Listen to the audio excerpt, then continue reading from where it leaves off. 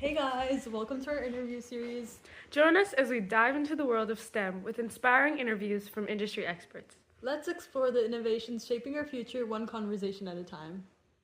I'm Sahasra, a sophomore who's been into robotics for more than 2 years. And I'm Shakti, an 8th grader with 7 years of robotics experience. We're the interview team for Super Sigma Robotics, and we're starting a series where we chat with STEM experts.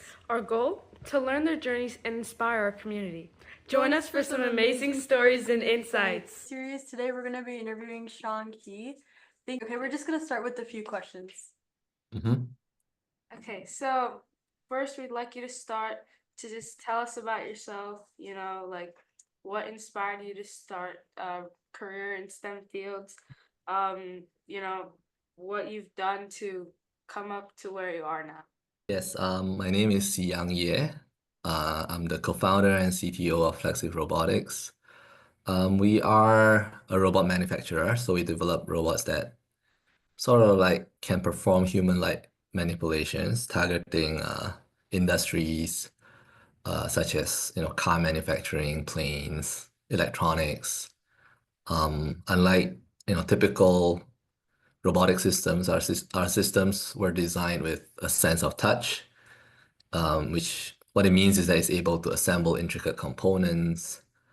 And before Flexiv, I did my PhD at Stanford University, where my focus was on underwater robots. Yeah, that's really Very cool. nice. Thank you. Are you ready to move on to the next question? Yep. What inspired you to pursue a career in STEM? Like, what inspired you to be where you are now? Um, I guess I always liked math and science, and I'm kind of like a hands-on guy, so I like to put things together as well.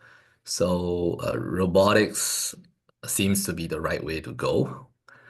When I was at my undergraduate, when I was making my decision to enroll at different programs in universities, uh, that came as a no-brainer to me. So I started robotics quite early, and um, the interest eventually, bloomed into me deciding that okay, I want to create a business out of it, and here I am.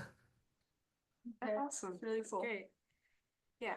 Okay. So, what new projects do you like anticipate for the future? What? Mhm. Um, Robotics and AI are very hot topics nowadays. Every now and then you hear new ways of solving different things, new ways of automating different tasks. And at Flexiv, we are, constantly innovating, trying to stretch our muscles to different industries. Um, so in the past, we have been focusing a lot more on manufacturing, but nowadays we see opportunities in surgery, for example, medical robots, even drug discovery, where the AI is, concocting different recipes, but you can use a robot to experiment with it, and that sort of like would accelerate the whole process. And even in food preparation, where you trim additional meat out of beef or steak. Yeah, there's a lot of new different ideas, and I can foresee going forward, a lot of robotics companies um, will join in the fray and really try to solve all tasks that we ever dream of. Yeah, Okay, that's nice great. to know. Another question we had was, what is the hardest part of your job? Like, what's the most challenging part? What do you think? The most challenging part, as I mentioned earlier, there's a lot of new technologies every day. Um, and, with a lot of new things on the plate, you got to decide what to consume.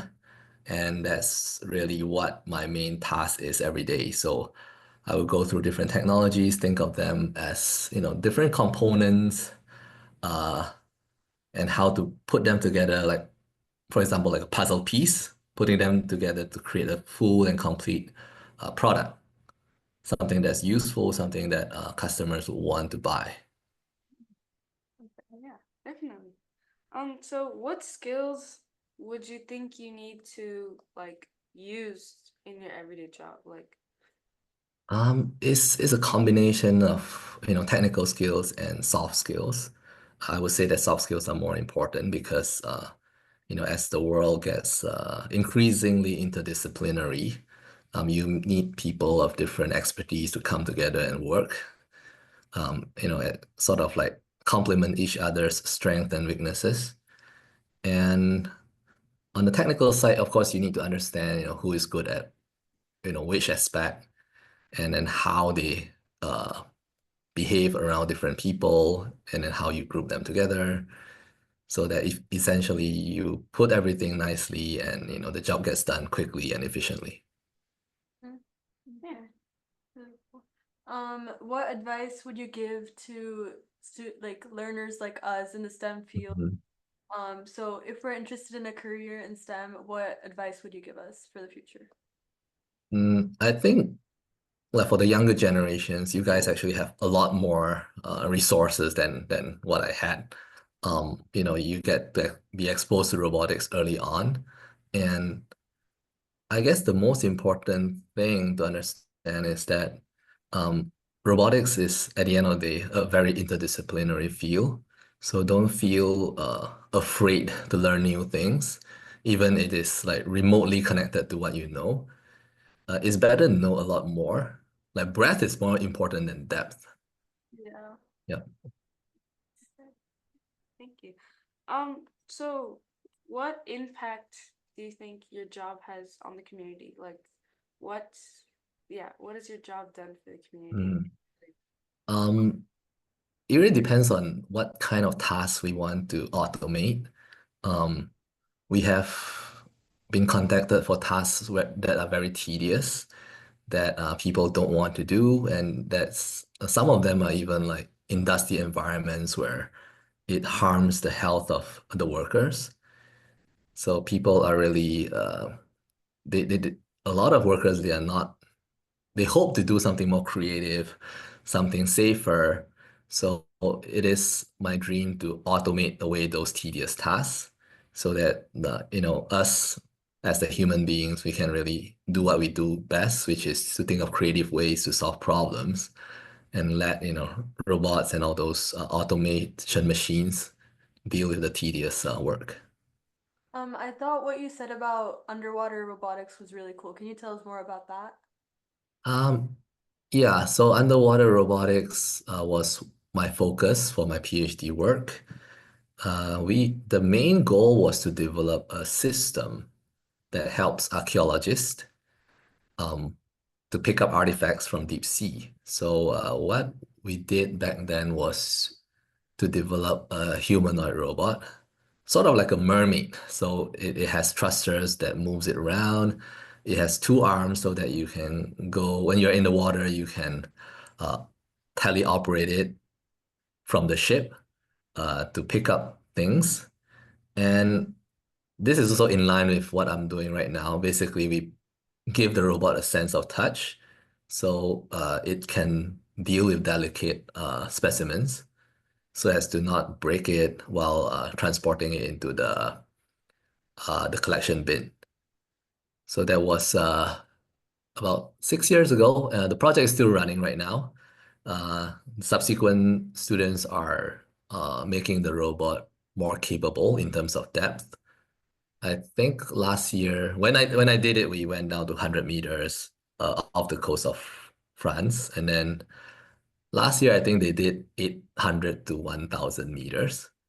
Yeah, and I believe it was to look for a old fighter jet. Oh, that's Yeah. really Yeah, so like it's really cool to think about underwater robotics because when you think about robotics and you think about like water, you often think that those two are not good when combined. So like how do you prevent any like mishaps from happening when like electrical circuit like those parts when they come in contact with water, how do you stop that? Like you know? Yeah, so for underwater robots, there's a lot more considerations that goes into the design compared to robots on land because you got to deal with first the moisture. Secondly, the crushing pressure as you go deeper and deeper. I would even say that it's harder than sending robots to space. So for the robot that we built, what we did was to fill it up with mineral oil. And the mineral oil was pressurized with a spring so that as you go deeper, there's this like internal positive pressure that will squeeze out the mineral oil should there be any leakage instead of having water flowing into the robot. So that was the one of the main difference in terms of design that we had to do. Yeah, that's really cool. That's really cool. Yeah. Can you tell us about any current projects you're working on right now? So we built a lot of robot arms, and we keep on iterating on those robot arms to build more dexterous ones. As in, it's able to move faster, it's able to go to a lot more positions. Um, because unlike the human arm, robot arms are quite big, and then having them being slim is a challenge where how you package all the electronics, how you package all the actuators, those require a lot of thinking. We are also adding a lot more AI to the system so that it could sort of like be more intelligent. It simplifies the programming a lot more. As for voice command and all those stuff, it could be interesting too, but we have yet to try those yet. Okay. You talked about how AI plays a role in robotics. Can you tell us more about that? Like how Um, Into your yeah, AI is it's not really a new concept. It's just basically providing intelligence to the robot, and then it's just how much intelligence you want to provide to the robot for a given task if you're talking about a product. So say you need to assemble something, right? There are multiple ways to program it. So the most basic way is really to teach the robot all the points to go, what to pick up, what to assemble. With AI, especially, generative modeling and the latest slew of LLMs, large language models, and uh, big data models, you can actually, you know, tell the robot what to do, and the robot can perceive the environment and then make sense of, which part to pick up, which part to put together. So that gives it a very high level of autonomy, but it's a little bit more difficult to pinpoint errors when it happens. yeah. Yeah, you have the more deterministic way as well, which is, every system or every machine that you want to assemble actually comes from a CAD software. So you use 3D modeling to put things together. And again, those actions can be captured and just when you put things together, you can also reverse it. So assembly and disassembly instructions can be found from your CAD program as well. It just needs to be translated into robot language. So there are a lot of ways to provide, autonomy. It's just depending on the application and who's using it, we need to decide what's best for them. Yeah, we also use CAD, and we use 3D printed like stuff that Hmm. we use for our robot, and it takes a lot of iterations, definitely. So I can only imagine how many iterations it must take you guys to make whole underwater robots. Yeah, it does take. Unfortunately, for underwater robot, everything is very pricey, so you're not able to iterate a lot. So when you design, you have to think about layers of backup plans. Yeah. So yeah, that's about all the questions that we have. Thank you for joining us on this journey into the world of STEM. We hope you enjoyed our conversation and found inspiration in the stories shared. Don't forget to like, subscribe, and hit the bell icon so you never miss an episode. Stay curious, and we'll see you next time. Bye. Bye.